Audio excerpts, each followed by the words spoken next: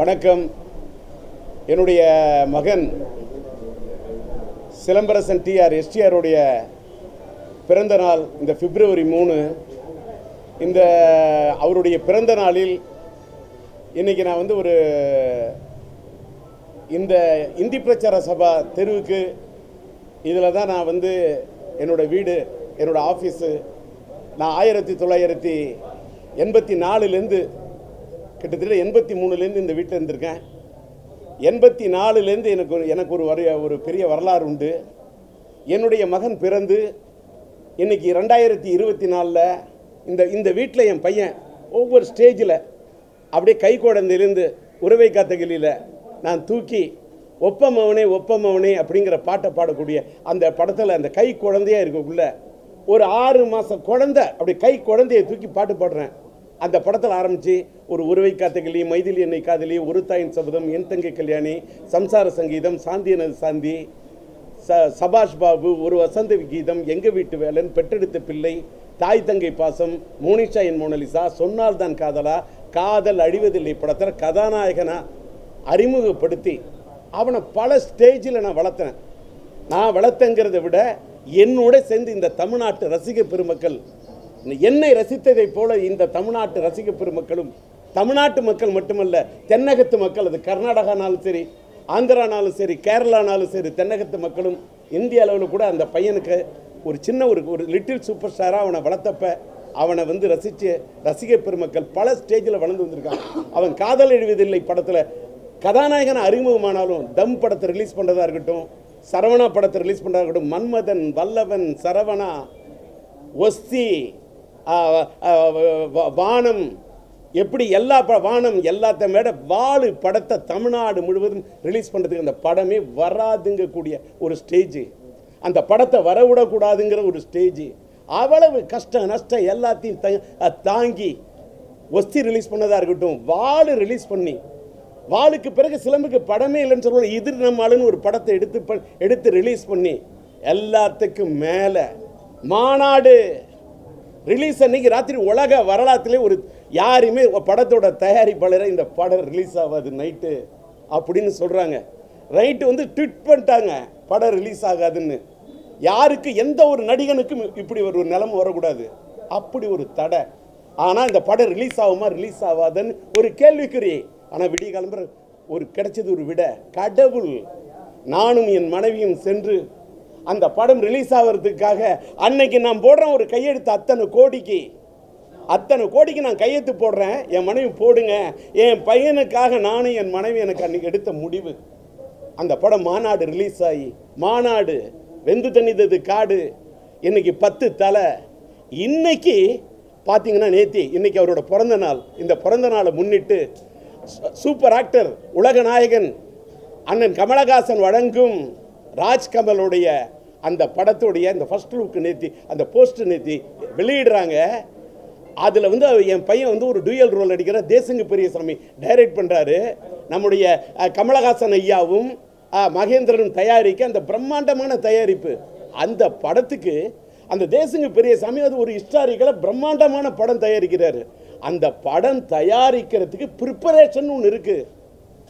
இது இன்னைக்கு இந்த ஒரு அன்னதான வீடாவே இங்கே கொடுக்கணும், 1000 பேருக்கு அன்னதானம் கொடுக்கணும். இந்த ஆட்டோ ஸ்டாண்டில் தான் இந்த நிகழ்ச்சி நடக்க, ஒரு அன்னதானம் கொடுக்குற நிகழ்ச்சி அந்த ஆட்டோ ஸ்டாண்டில் இருக்கக்கூடிய அவர்களுக்கெல்லாம் அவங்களோட சீரோடு கொடுக்கணும், அதை அவங்களுக்கு தயார் பண்ணி கொடுக்கணும். இதுக்கு ஒரு ப்ரிப்பரேஷன் ஒன்று இருக்குது. இந்த நிகழ்ச்சிக்கு ப்ரெஸ்ஸை இன்றைக்கி மீட் பண்ணணும் அப்படின்னா நான் என்னுடைய பிஆர்ஓ சதீஷ்ட சொல்லணும், ராமஜெயம் இது பண்ணணும், எங்களுடைய குரல் டிவி நம்மளுடைய மோகன்லேருந்து நின்று இவங்களெல்லாம் அரேஞ்ச் பண்ணால் மட்டும்தான் இந்த ப்ரிப்பரேஷன். அதே மாதிரி அந்த படத்தை தயாரிக்கிறதுக்கு ப்ரிப்பரேஷன் அவ்வளோ பண்ணுறாங்க. அது காட்டியும் அந்த படம் ட்ராப்பு, அந்த படத்தை எடுக்காமல் பண்ணிட்டாங்க ஸ்டாப்பு அப்படின்னு என்னென்னலாம் சார். அதாவது என்ன சொல்கிறேன், யாருக்கு அவ்வளவு கஷ்டம், அவ்வளவு எரிச்சல், எவ்வளவு வேணாலும் யார் வேணாலும் போடலாம் எரிச்சல், மனுஷன் போடணும் எதிர்நீச்சல், எதிரி போடுவான் கூச்சல், அதை மீறி வாழ்க்கையில் போகணும் எதிர்நீச்சல். இப்படி வாழ்ந்தவன் தான் டிஆர். அந்த டிஆர் பெற்ற புள்ள தான் எஸ்டிஆர். அந்த பையனுடைய பிறந்த நாளில் ஏன் இந்த வீட்டில் இன்றைக்கி இந்த அன்னதானம் பண்ணாரு ஒன்றும் இல்லை. வெள்ளம் இன்னைக்கு வெள்ள பெருக்கெடுத்து ஓடிச்சு. சென்னையில் ஆர்கே நகரில் போய் என்னோட வட சென்னை ரசிகர் மன்றத்தை வச்சுக்கிட்டு எஸ்டிஆர் ரசிகர் மன்றத்தை வச்சுக்கிட்டு அகில இந்திய ரசிகர் மன்றத்தை வச்சுட்டு இன்னைக்கு அகில இந்திய ரசிகர் மன்றத்தின் சபை என் தம்பி இங்கே வாசு வந்திருக்க மாதிரி தம்பி உடையான் படைக்கஞ்சான் போன ஆர்கே நகரில் என்னுடைய உடல்நிலை எல்லாத்தையும் மீறி 500 பேருக்கு அரிசி 5 கிலோன்னு அரிசி, நல்ல அரிசி எடுத்து கையால் கொடுக்குறேன். எதுக்கு? என் முகத்தை காட்டி போயிடணும். நான் மக்களுக்கு கொடுக்கணும். ஆர்கே நகரில் கொடுத்தேன், அங்கேருந்து போய் தூத்துக்குடியில் கொடுக்குறேன். தூத்துக்குடியில் கூட காற்று வசதியே இல்லை. இங்கே கூட இப்போ பேசணும், இதுக்கு டொடக்குன்னு சத்தம் வருதுன்னு ஃபேன் ஆஃப் பண்ணிட்டாங்க. காற்று வசதி இல்லை. உங்களுக்கு ஃபேன் ஓடுது, எனக்கு ஃபேன் இல்லை. ஆனால் என்னோட ஃபேன்ஸ் நிற்கிறாங்க. எனக்கு இது போகிறோம். ஏன்னா இந்த மாதிரி இந்த காற்று புழுக்கம் அதில் தூத்துக்குடியில் 500 பேருக்கு கொடுத்தேன். அப்போ அப்படியே அந்த புழுக்கம் தாங்காமல் மயங்கி கீழே விழுந்தேன். ஆனால் எழுந்திருச்சு, தண்ணி தெளிச்சோன்னு எழுந்திருச்சு மறுபடியும் கொடுத்த ப்ரெஸ் மீட்டிங் கொடுக்குறேன். அடுத்தது திருநெல்வேலியில் போய் 500 பேருக்கு அரிசி கொடுக்குறேன். கன்னியாகுமரியில் மறுநாள் போய் அரிசி கொடுக்குறேன். இன்னைக்கு இதை தொடர வேண்டும். இனிமேல் தானம் பண்ணணும், தர்மம் பண்ணணுங்கிறதுக்காக தான் இன்னைக்கு என் பையனோட பிறந்த நாளை ஒட்டி இன்னைக்கு 1000 பேருக்கு அன்னதானம். அது நல்ல விதத்தில் ப்ரிப்பேர் பண்ணி பிரியாணி போடணும்னா இப்படி நல்ல மட்டன் போட்டு பிரியாணி போட்டு கூட ஸ்வீட்டு கொடுத்து எல்லாம் கொடுத்து ரெடி பண்ணி அதை ப்ரிப்பேர் பண்ணி கொடுக்கணும்னா கொடுக்குறோம். நானும் என் மனைவியும் என் ரசிகர் என் தம்பியும் எங்கள் ரசிகர் மன்றத்து தோழர்களும் இதில் வேலை செய்கிற யார் எங்களுடைய ரசிகர் மன்றத்து தோழர்கள் தென் சென்னை மாவட்டத்து சார்பாக நேற்று ராத்திரி கொண்டாடுறாங்க. என் இலக்கியாவோட மகன் சிலம்பரசோட மருமகன் என்னுடைய பேரன் ஜேசன் வச்சு கேக் வெட்டுறான். இந்த பிறந்த நாளை கொண்டாடுறாங்க. என் பையன் வந்து கேக் வெட்டி கொண்டாடலையே தவிர என் பையன் ஏன் கொண்டாடலை, ஏன் ரசிகர்கள் அவர் வாழ்க்கையில் இன்னொரு ஸ்டேஜ் ஏறணும், இன்னொரு வெற்றி கொடியை பார்க்கணும், அதற்காக நான் பண்ணிட்டு நான் ரசிகர்களை சந்திக்கிறேன்னு சொல்கிறார். அது ஒரு நல்ல கருத்தை எனக்கு பட்டுது. நேற்று போய் அதனால் என் பேரை வந்து கேக்கு வெட்டி கொடுத்துட்டு வந்துட்டேன். இன்றைக்கி காலையில் இந்த அன்னதானம் பண்ணுறதுக்கு வந்திருக்கேன். இதுதான் மேட்ரு. இதில் என்னன்னு கேட்டாக்கா, அதாவது தப்பு நடந்தால் அதை தடுக்கணும், அதுக்காக குரல் கொடுக்கணும் அப்படின்னு சொல்லிட்டு அப்படின்னு நினச்சா அதெல்லாம் ஒரு ஸ்டேஜ். இப்போ அது ஒரு ஏஜ். இப்போ என்னால் இயன்ற வரைக்கும் தர்மம் கொடுக்கணும், தானம் கொடுக்கணும், இது ஒரு ஸ்டேஜ். ஆனால் அதற்கான இப்போ ஒரு ஏஜ் என்னன்னு கேட்டாக்கா, இப்போல்லாம் அன்னைக்கெல்லாம் வந்து அப்படி தடாலடி அப்படிலாம் இருந்த ஒரு ராஜேந்திரன் சொன்னால் அது ஒரு ஸ்டேஜ். இன்னைக்கு இருக்கிற ஸ்டேஜில் இயன்ற வரைக்கும் பண்ணும் தானம். என்னோட எந்த அளவுக்கு வேணுமோ அந்த அளவுக்கு இருக்கணும் நிதானம். வாழ்க்கையில் வேணும் இந்த ஆத்மாவுக்கு, நல்ல ஆன்மாவுக்கு வேணும் நல்ல சமாதானம். அந்த சமாதானத்தை பெற வேண்டும் என்று சொன்னால் வாழ்க்கையில் என்ன தானம் கொடுத்தாலும் அன்னதானத்தை போல ஒரு சிறந்த தானம் இருக்க முடியாது. ஏன்னு கேட்டால் இறைவன் மீறி எதுவுமே கிடையாதுங்க. அதாவது இந்த பட்டம், இந்த பதவி, இந்த பவிசு, இந்த பேர், இந்த புகழ், இந்த காசு, இந்த பணம், இந்த சொத்து, இந்த சுகம், இந்த சொந்தம், இந்த பந்தம், இது எதுவுமே மனுஷன் போகுள்ள கூட வராது. நம்ம சேர்த்து வச்ச புண்ணியமும், அந்த புண்ணியத்தை விட்டுட்டு நீங்கள் பாவம் சேர்த்தா பாவம் தான், அதுதான் வரும். இந்த இந்தி பிரச்சார சபையில் நான் இருக்கிறேன்னு சொன்னாக்கா, இன்னைக்கு இது கொடுக்குறேன்னா நான் இன்னைக்கு புதுசாக கொடுக்கல. நான் வந்து 1980 ஒரு தலை ராகத்தில் உதயமானவன். நான் உதயமான படம் ஒரு தலை ராகம், அது ஒரு தலை. இன்னைக்கு என் பையன் நடித்த படம் 10 தலை. அந்த 10 தலை நடித்து இன்னைக்கு என்னோட பையனோட இந்த பிறந்த நாள் இந்த ஸ்டேஜ் வரைக்கும் என் வாழ்க்கையை ஓட்டி பார்க்குறேங்க. என்னோட ரெக்கார்டு எனக்குன்னு ஒரு சின்ன ரெக்கார்டு, நான் பெரிய ஆள் கிடையாது. ஆனால் நான் அத்தனை படங்கள் எடுத்து அத்தனை படத்துக்கு மியூசிக் பண்ணி கஷ்டப்பட்டு, நான் ஒன்றும் ஒரு பெரிய ஜமீன்தார் பரம்பரையிலேருந்து வந்தவங்க கிடையாது. கஷ்டப்பட்டு முன்னேறி இருக்கேன். இது என்னோட ரெக்கார்டு. இன்னொன்று அடிப்படையில் நான் வந்து இன்னைக்கு கொடுக்குறேன்னா இன்னைக்கு கொடுக்கல. நான் என் படம் இறைவன் கொடுத்தான், நான் கொடுத்துக்கிட்டே இருந்தேன். இறைவன் கொடுத்தான். உயிரில் ஒரு விஷா தங்கை கோரிக்கீதம் மைதில் எண்ணி காதில் ஒரு தாயின் சம்பதம் என் தங்கை கல்யாணம் சம்சார சங்கீதம் பூக்களை பதிகால் கூலிக்காரன் பாட்டம் கிட்டு ஆண்ட கொட்டு நான் வசூல் ரசிகர்கள். ஆண்டவன் கொடுத்தோன்னு ஒரு தாயின் சபதமா படம் வெற்றியா வீட்டு வாசல்ல கிட்டத்தட்ட 10,000 கிலோ நல்ல அரிசி, பச்சை அரிசி என் பச்சை பிள்ளைங்க சிலம்பரசன் கையாலும் இலக்கிய கையாலும் தூக்கி கொடுக்குறேன். இதே வீட்டு வாசல் இந்தி பிரச்சார சபா. அதுக்கு ரெக்கார்டு இருக்கு. யாரு போடணும் என்ன வாழ்த்தணும் கவலையே கிடையாது. ஒரு தாயின் சபதம் வெட்டியா 10,000 கிலோ அரிசி கொடுத்தேன், சேலை கொடுத்தேன், வேட்டி கொடுத்தேன். ஏன் அன்னைக்கு ஒரு தாயின் சபதம் 100வது நாள் வெற்றி விழாவுக்கு வாகினி ஸ்டுடியோ உள்ள அன்னைக்கு தலைவர் முதல்வர் கிடையாது, மறைந்து விட்ட முன்னாள் முதல்வர் திமுகவின் தலைவர் கலைஞர் வேற 100 பேருக்கு 100 தங்கச்சிக்கு தங்கத்தில் தாலி கொடுத்தேன். என் தங்கி கல்யாணி ஹிட்டு இதே இந்தி பிரச்சார சபா வாசல்ல 10,000 பேருக்கு அரிசி 10,000 கிலோ அரிசி கொடுக்குறேன் ஆயிரக்கணக்கான மக்களுக்கு. அது மட்டுமல்ல, என் தங்கை கல்யாணிக்கும் 7 தங்கச்சிமாருக்கும் 100 பேருக்கு தங்கத்தில் தாலி கொடுக்குறேன். ஏன் இந்த 1000 விளக்கில் எந்த பிரச்சனை நடந்தாலும் ஆயிரக்கணக்கான மக்களுக்கு வேட்டி கொடுத்தேன், சேலை கொடுத்தேன், தீ பற்றி எரியுதா அதுன்னு. ஒரு உதாரணத்துக்கு சொல்கிறேன். என்னங்க, நான் போய் கவன் படத்தில் மட்டும்தாங்க நடித்தேன், நான் வேறு எந்த படத்துலையும் போய் நடிக்கலைங்க. கவன் படத்தில் நடிஞ்சு விட்ட மறைந்து விட்ட இயக்குனர் ஒளிப்பதிவாளர் கேவி ஆனந்த், நீங்கள் சொன்ன அனுப்புறீங்களோ, என் டயலாக் நானே பேசிக்கிட்டேங்க, என் டயலாக் நீங்களே பேசிங்கன்னு சொல்கிறாரு கேவி ஆனந்த். அந்த உரிமை யாரும் கொடுக்க மாட்டாங்க சார். அதனால தான் சார் நான் வேற எங்கேயும் நடிக்கல. எனக்கு திராவிட முன்னேற்ற கழகத்தின் முன்னாள் கொள்கை செயலாளர் சார், முன்னாள் கொள்கை பிரச்சார பீரங்கி.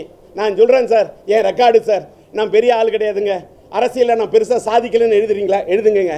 ஆனால் நான் ஒன்று சொல்கிறேன், இந்த ரெக்கார்டுன்னு ஒன்று இருக்குல்ல, வாழ்க்கையில் எல்லாருமே கிராண்டாக பணக்காரங்கன்னா இருந்தாக்கா 5 ஸ்டார் ஹோட்டலில் கல்யாணம் பண்ணுவான், ஏழை சாதாரண கோயிலை வச்சு தான் கல்யாணம் பண்ணுவான். பணக்காரன் வீட்டில் தாலின்னா தங்கத்தில் தாலி போடலாம், ஏழை வீட்டில் மஞ்சக்கீரில் தான் தாலி போடுவான். அதுவும் தாலி, இதுவும் தாலி தான், வேணா அது தங்கத்தாலியாக இருக்கலாம். இது ஏழை போடுறது மஞ்சக்கீத்தில் போட்டாலும் அது மங்களமான தாலி, அது மாங்கல்யம். அது அது அது அது எல்லாத்திலும் ஒரு கணக்கு இருக்குங்க. ஏன் அரசியல் என்ன தெரியுமா? இன்னைக்கு சொல்கிறேன், கோடம்பாக்கத்தில் கொடி கட்டி பறந்தார் எம்ஜிஆர், புரட்சி தலைவர், புரட்சி நடிகரா. அதே மாதிரி கோட்டையில் கொடி கட்டி பறந்தார் புரட்சி தலைவரா. அவர் காலத்தில் யாராவது எதிர்கட்சியில் இருந்த கலைஞர் பக்கம் வந்த எறும்பு வருமா சார்? அன்னைக்கு அரசியலுக்கு வர முடியுமா சார்? 28 வயசு முடிச்ச ஒரு பையன், 28 வயசுல 1984 ஏப்ரல் மாதம் 13ஆம் தேதி திமுகவில் கொடுக்குற என்ட்ரி கொடுத்தோன்னா மயிலாடுதுறை அண்ணா நகர் இடைத்தேர்தல் 4 தஞ்சாவூர் உப்பிலியாபுரம் 2 தொகுதியில் திமுக ஜெயிச்சது சார். ஜெயித்ததில் நானும் ஒரு காரணம் இல்லை, ஒளிப்பிடிக்கு மைக்கு பிடிச்சி பேசியிருக்கேன்ல, ரெக்கார்டு இருக்குல்ல. யார்? புரட்சி தலைவர் எம்ஜிஆர் காலத்தில் டி ராஜேந்தர் சினிமாவில் நடித்து கீச்சு தலையெல்லாம் இது போய் நடந்து வரக்குள்ளே கையெல்லாம் யாராவது பிடிச்சிட்டு வந்து தளர்ந்து போய் அரசியலுக்கு வரல. 28 வயசுல வந்திருக்கேன்ல. இன்னைக்கு பேசுறேன்னா என்னோட பையனோட பிறந்த நாள் சொல்ற விஷயம் இருக்கு. 1984 புரட்சி தலைவர் எம்ஜிஆரோட கோட்டையில் இருந்தப்ப அரசியலுக்கு வந்தேன். ஏன் இவ்வளவுலாம்? 1991 தாயக மறுமலர்ச்சி கழகம் ஆரம்பிச்சேன்னா தில்லு பழனி பாராளுமன்ற இடைத்தேர்தலில் போய் நிற்கிறேன். என் மனைவி உஷா ராஜேந்தர் குதிரை சின்னத்தின் 40,000 ஓட்டுங்க, 10% மேலே வாக்கு. அந்த 10% வாக்கெல்லாம் வச்சுட்டு நான் ஃபிலிம் காட்டல. 40,000 ஓட்டு அன்னைக்கு நான் சொச்சம் வாங்கினேன்னா அது ஒன்று ஒரு ரெக்கார்டு. இவ்வளவுனா இதுக்கு இந்த கோட்டையில் போய் உட்காந்து இந்த நாட்டை ஆண்ட புரட்சி தலைவி அம்மா முதல்வர் ஆகிறதுக்கு முன்னாடி பருகூர் தொகுதியில் அந்த அம்மாவை எதிர்த்து ரயில் இன்ஜின் சின்னத்தில் சுயேட்சையில் போட்டியிட்டு 40,000 வாக்குகள் பெற்றேன். எங்களுடைய தாயக மறுமலர்ச்சி கழகத்தின் சார்பாக நான் நிற்கக்குள்ள திராவிட முன்னேற்ற கழகம் தேர்தலுக்கு முதல் நாள் உதயசூரியன் சின்னத்தில் நின்ன பேலட் பேப்பரில் இடம்பெற்ற திமுக வாபஸ் வாங்கினுச்சு. ரெக்கார்டா இல்லையா புரட்டி பாருங்க. இன்னைக்கு நீங்க ரெக்கார்டெல்லாம் எழுதாம இருக்கலாம். எல்லாத்த விட நான் தாயக மறுமலர்ச்சி கழகம் ஆரம்பிச்சப்ப இத்தனை மீடியா கிடையாது, வெறும் பத்திரிகை தான். தினத்தந்தி, தினகரன், தினமலர், தினமணி, இதை மாதிரி சில பத்திரிகைகளில் வந்தால் தான் இன்னும் சில பத்திரிகையில் மட்டும்தான் வரும். அந்த காலத்தில் கட்சி ஆரம்பித்து 40,000 வாக்கு பழனியில் வாங்கி நாடாளுமன்றத்தில் சட்டமன்ற தொகுதியில் பருகுட 40,000 வாக்குகள் வாங்கி போறான்னு. ஆனால் திராவிட முன்னேற்ற கழகத்தை எதிர்த்து அன்னைக்கு திராவிட முன்னேற்ற கழகத்திலிருந்து மறுமலர்ச்சி திராவிட முன்னேற்ற கழகத்தை தொடங்கிறதுக்காக மதிமுகவை தொடங்க வைகோ பிரிஞ்ச உடனே திமுகவை உடைக்கிறாரு. அத்தனை மாவட்ட செயலாளர்கள் திமுக விட்டு போயிட்டே இருக்காங்க, வருசலா போறாங்க. அத்தனை பேர் திமுகவே உடைஞ்சு அப்படியே வெள்ள மாதிரி பெருக்கெடுத்து ஓடுது. அந்த நேரத்தில் திமுகவுக்கு சோதனைய காலத்தில் கலைஞர் கூப்பிடுறாரு, தம்பி ராஜேந்தர், தாயக மறுமலர்ச்சி கழகத்தை வச்சிருக்கேன் தம்பியே, நீ வான்றாரு. போய் எனக்கு துணையா வாங்கினாரு. போய் வெள்ள மாதிரி வைகோ ஒட்ட சொன்ன வெள்ள மாதிரி பெருக்கெடுத்து ஓடினப்போ போய் போட்டேன் சார் தடுப்பான. கலைஞருக்காகவும் திமுகவும் போய் நின்ன சார் தோணை. வைகோ மேல தொடுத்தேன் சார் கண. அன்னைக்கு சொன்னாங்க டிஆர் மாதிரி யாரு இனு. ஆனா இன்னைக்கு எனக்கு கடவுள் மட்டும்தான் சார் துணை. என் கடவுள் துணை என் கூட. அந்த கடவுள் அனுப்பிச்ச தூதர்கள் மாதிரி என்னுடைய எஸ்டிஆர் ரசிகர் மன்றத்து தம்பிமார்கள் என் பையன் சிலம்பரசனுக்கு அப்பா சார், ஃபாதர் சார். இந்த எஸ்டிஆர் மன்றத்து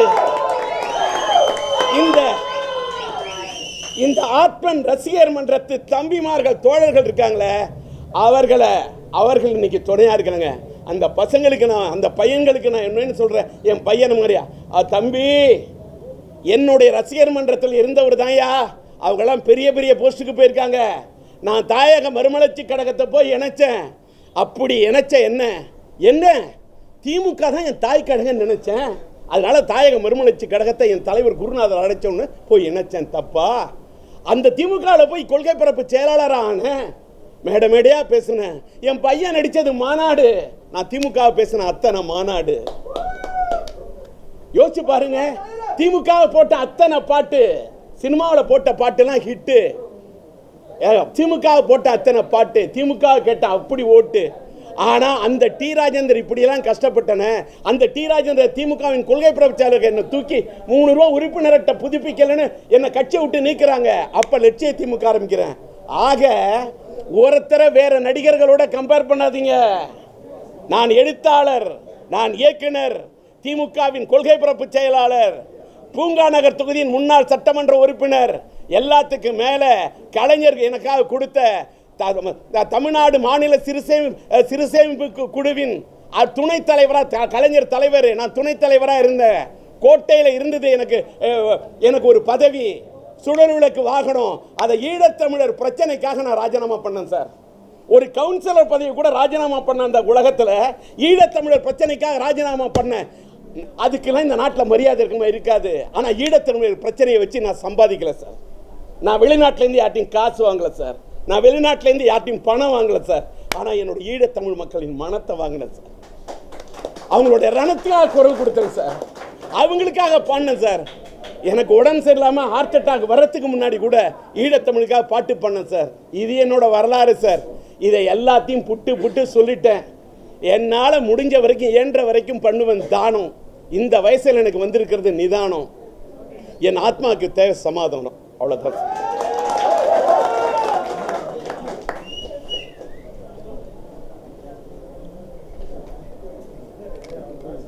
அந்த துண்டை கூட, இந்த ஃபேனை மறைக்காதீங்கப்பா. என்ன ராமஜெயம், அப்புறமா ஒரே ஒரு நிமிஷம். இன்னைக்கு என் பையனோட பிறந்த நாளுங்க. நான் விரைவிலேயே நீங்கள் இவ்வளோ விளக்கம் ஏன்னு சொன்னோன்னா, பொலிட்டிக்கலாக அது இது என்ன இருந்தாலும் நான் சீக்கிரமே பேசுகிறேன். இன்றைக்கி எங்களோட மனசு புண்பட ஒரு நல்ல ஒரு அமைதியான சூழ்நிலை. நான் ஒரு தானம் கொடுக்கறதுக்காக வந்திருக்கேன். நான் சீக்கிரமே என் பையனோட பிறந்தநாள் ஒட்டி நான் சீக்கிரம் ஒரு அறக்கட்டளை ஆரம்பிக்கிறேன். சேரிட்டபிள் ட்ரஸ்ட்டு ஆரம்பித்து அது சார்பாக அரிசி கொடுக்கறதா, நன்மை கொடுக்கணும், ஆடை கொடுக்கறதா இருக்கட்டும், மக்களுக்கு மெடிக்கல் கேர், நான் மெடிக்கல் கேர் மக்களுக்கு ஏற்படுத்தி கொடுக்கணுங்க. அதுக்கு எங்களால் முடிஞ்ச அளவுக்கு நான் என் பையன்கிட்ட சொன்னேன், எனக்கு சினிமாவில் சம்பாதிச்சேன், என்னால் முடிஞ்ச அளவுக்கு அத்தனை நான் சம்பாதிச்சால் அத்தனை சதவீதம் தர்மம் பண்ணியிருக்கேன். அந்த தர்மத்தால் தாங்க இன்றைக்கி நான் உட்காந்துருக்கேன். அந்த தர்மத்தால் தாங்க நான் நிற்கிறேன். அதே மாதிரி என் பையனும் வலது கை கொடுக்கறது இடதுக்கு தெரியாமல் அள்ளி கொடுக்குறாரு. நான் கொடுக்குறேன்னு சொல்லி கொடுக்கவே இல்லை, யாருக்கும் தெரியாமல் கொடுத்துக்கிட்டு தான் இருக்காரு. ஆனால் ஒரு முறைப்படுத்தி கொடுக்கறதுக்கு ஒரு சீக்கிரமே ஒரு அறக்கட்டளை தொடங்குறேன். அந்த அறக்கட்டளை தொடங்கி அது மூலமாக தானம் செய்கிறது மட்டும்தாங்க என் லட்சியம். சீக்கிரமே நான் அதோட இதை சொல்லுவேன். நம்ம கேட்க வந்தீங்க, இப்போ கேளுங்க. என்ன அதான் சொல்கிறேன்னே, நான் இவ்வளவு நேரம் இவ்வளவு விளக்கம் கொடுத்த பிறகும் இந்த கேள்வியை நீங்கள் கேட்குறீங்கன்னா யார் நீங்களாக தான் இருப்பீங்க. இருங்க, நான் ஒரு அரசியல் என்பது பொது வழிங்க. அந்த பொது வழியில் யார் வேணாலும் வரலாங்க, யார் வேணாலும் கட்சி தொடங்கலாங்க. அவர் வரட்டுங்க, வாழ்த்துக்கள்ங்க. இதை மீறி நான் பண்ண அவரை பற்றி இந்த கேள்விக்கு இப்போ நான் பண்ண விரும்பல விமர்சனம்.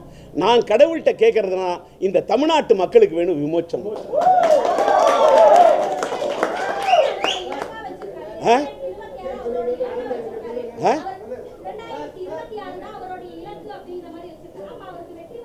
நான் இருக்கக்கூடிய இடம் 1000 விளக்கு. நான் தானத்தை பண்ணி கொடுத்துட்டேன். அத்தனை விளக்கம். அந்த விளக்கத்துக்கு அவருக்கு ஒரு இலக்கு, எனக்கு ஒரு இலக்கு. என்ன அதனால் இதை பற்றி இன்னொன்றுங்க, அவருக்கு நான் இன்னொன்று போன தேர்தலில் நீங்கள் கேட்டதுனால சொல்கிறேன், போன சட்டமன்ற தேர்தலையே மறைந்துவிட்ட, அதாவது முன்னாள் முதலமைச்சர் நம்முடைய கலைஞர் அவர்களுக்கு உடைய திராவிட முன்னேற்ற கழகத்தோட ஒரு இதுக்காக ஒன்று சொல்கிறேன். கலைஞர் திமுகவுக்கு திரும்பவும் என்னை கூப்பிட்டு சேர்க்க ட்ரை பண்ணார்ல, யாரையாவது கூப்பிட்டுருக்காரா? புரட்சி தலைவர் எம்ஜிஆரே திமுக விட்டு போன பிறகு திரும்ப கூப்பிட்டுருக்காரா? ஆனால் என்னை கலைஞர் கூப்பிட்டார்ல, என் பிரச்சாரத்துக்குன்னு ஒரு வேல்யூ இருக்குன்னு கலைஞர் நினைச்சார். சார், எல்லாருக்கும் எல்லாருடைய வேல்யூ தெரியாதுங்க, எல்லாருக்கும் எல்லாரோட வேல்யூ தெரியாது. இப்போ சிலம்பரசனுடைய வேல்யூ உலகநாயகன் கமலுக்கு ஒரு சின்ன ஒரு குழந்தை நட்சத்திரமா வந்ததுனால தானே இன்னொரு குழந்தை நட்சத்திரமா உருவான சிலம்பரசனோட வேல்யூ தெரியுது. வாங்க, என் வேல்யூ கலைஞருக்கு தெரிஞ்சதுங்க, என் வேல்யூ மறைந்து விட்ட அந்த புரட்சி தலைவர் இந்த அம்மாவுக்கு தெரிஞ்சதுங்க. முன்னாள் முதலமைச்சராக இருந்த ஓபிஎஸ் கடந்த சட்டமன்ற தேர்தலுக்கு முன்னாடி என்னை கூப்பிட்டாரு, தேர்தல் களத்துக்கு வாங்கன்னாரு, கூட்டணிக்கு வாங்கன்னாரு, ஒரு பூங்கத்து கொடுத்தேன். அதிமுகவோட இரட்டை இலை சின்னத்தில் நிற்க சொன்னாங்க. ஒரே ஒரு டயலாக் சொன்னேன், திராவிட முன்னேற்ற கழகத்தின் கொள்கை பரப்பு செயலாளர் இருந்தேன்னா நான் எப்படிங்க ஒரு இரட்டை இலை சின்னத்தில் நிற்க முடியும்? நான் விரும்பலன்னு அன்னைக்கு சொன்னேன். என்னுடைய லட்சியம் கொள்கைக்காக வாங்கன்னு எனக்கு ஒரு இலக்கு இருக்குல்ல. ஆனால் அந்த தேர்தலுக்கு போல 3% வாக்கு வித்தியாசத்தில் தான் திராவிட முன்னேற்ற கழகம் வெற்றி பெற்றிருக்கு. இப்போதான் தெரியுது, வாக்கு வித்தியாசம் 1% இருந்தால் கூட இந்த இனிமேலாம் இப்போல்லாம் தேர்தலில் வேல்யூ இருக்கு. ஜாதி பலம் இருக்கணும், சமுதாய பலம் இருக்கணும், இல்லை பண பலம் இருக்கணும், இல்லை மக்கள் பலம் இருக்கணும், இல்லை ரசிகர் பலம் இருக்கணும். அந்த பலத்துக்கு ஒரு இது கிடைக்குது. ஆக இந்த சட்டமன்ற தேர்தலுக்கு கூட என்ன பண்ணணுங்கிறத விரைவிலேயே அந்த எனக்கு என்ன இலக்குங்கிறத அப்புறம் சொல்கிறேன். இப்போ நான் இன்னைக்கு என் பையனோட பிறந்த நாள், அன்னதானம் கொடுக்குறேன், இதோட நிறுத்திக்கிறேன்.